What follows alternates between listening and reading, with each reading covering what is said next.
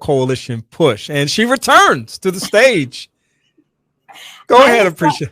I was like, please don't let me pass out on this radio. I know, and we'd have the video too. That's the hard part about it. Not just the audio, we would have the video too, but you're back and hopefully everything is better. Okay, let's try this again.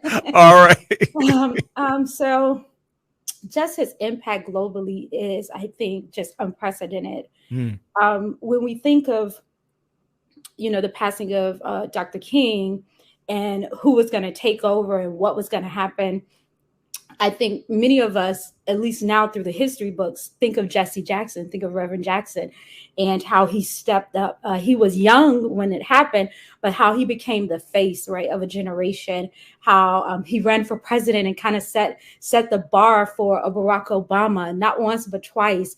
What that meant to Black folks to see a very eloquent speaker who was not only committed to elevating Black people, but committed to elevating everybody. Rainbow Push Coalition is multicultural, multiracial.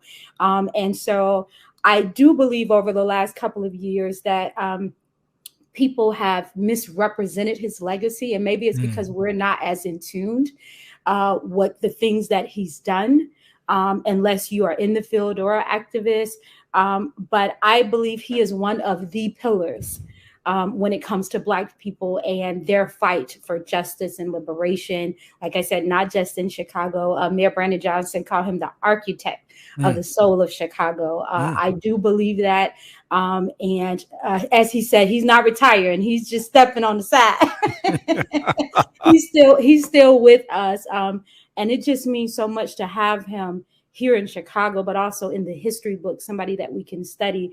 I remember the first time that I heard him as a young girl, and it was like, that was outside of Dr. King, he was the first person I had heard speak so just profoundly and just very sure of what his identity was and what he wanted to see for Black folks happen in this country.